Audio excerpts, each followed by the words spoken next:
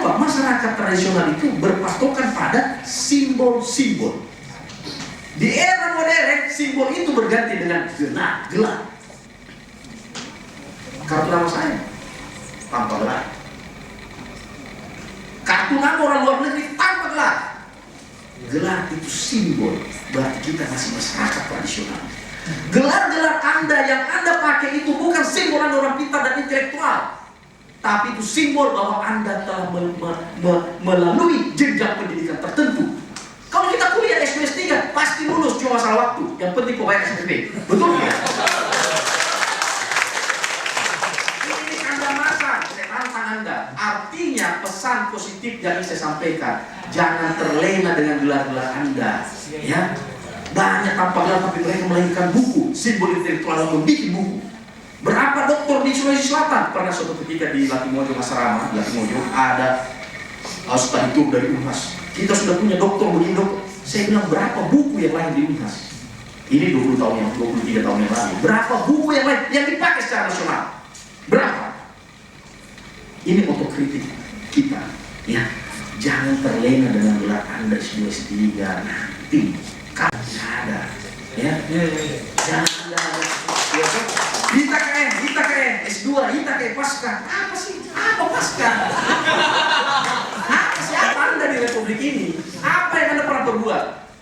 Ada juga iklan-iklan, ya. Salah satu calon kandidat, karya 165, karya arsitek, bla bla bla bla, tata ruang. Saya bilang yang membedakan Anda dengan saya adalah Anda berbicara tentang karya Anda yang telah lalu. Anda berbicara masa lalu, saya akan berbicara apa yang akan saya lakukan. Jadi kalau saya mau berbicara siapa saya terlalu habis waktu. Lebih bagus bicara apa yang akan saya lakukan ke depan dengan sesuai tema. Kalau kita bicara masalah idol, itu dinamakan politik, itu bisa 2 jam sendiri. Mending kita bicara ini aja sesuai dengan tema kan, kalau fokus. Oke, kita mulai. Kota itu ada size-nya. Kota itu jadi rumah,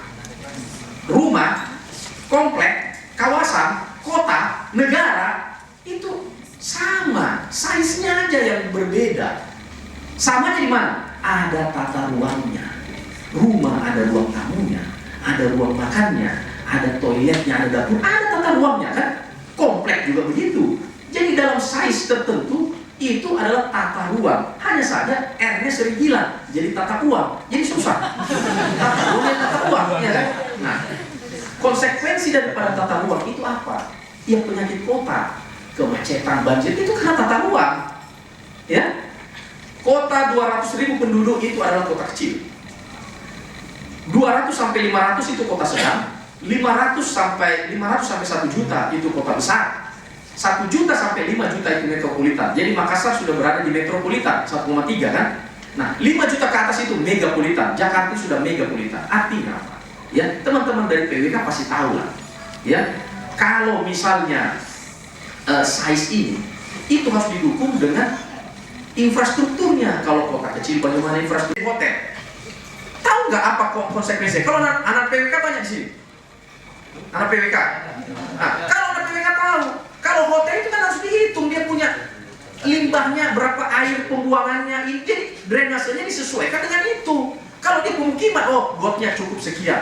Tapi kalau jadi hotel tidak cukup, jadi bisa saja penangguhan banjir tanpa hujan. Karena volumenya meningkat tanpa didukung dengan infrastruktur. That's the point.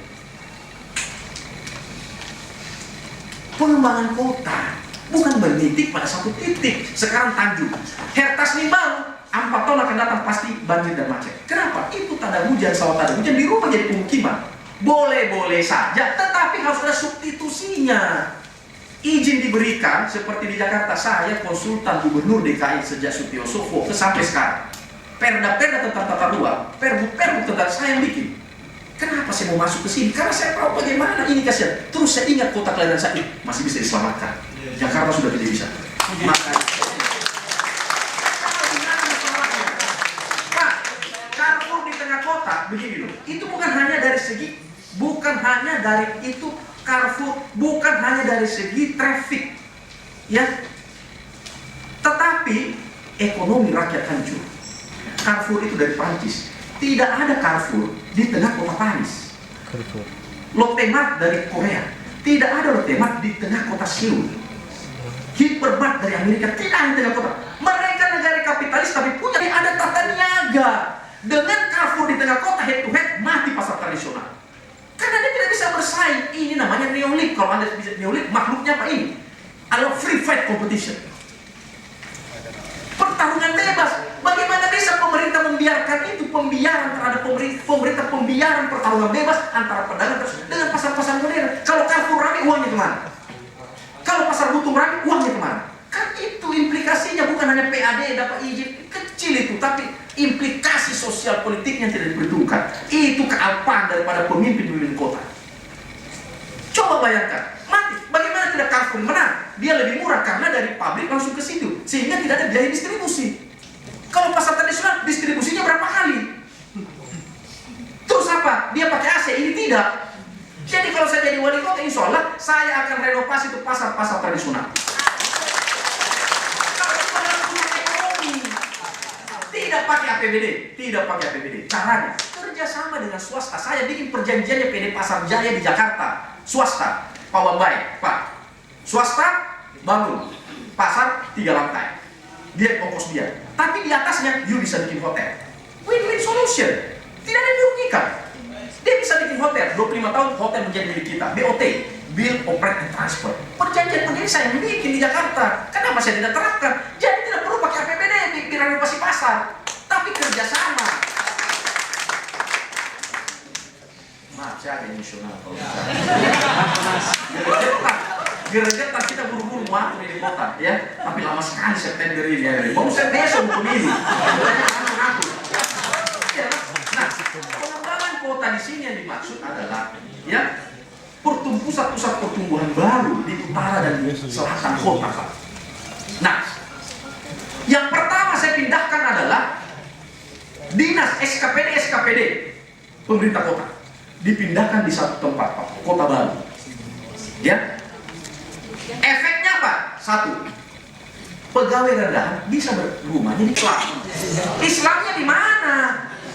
Kalau saya kampanye itu pasti dukung saya. Setuju, ya. Tidak ada masalah, Ibu. Kalau saya, ya, sesuai aturan izin apa?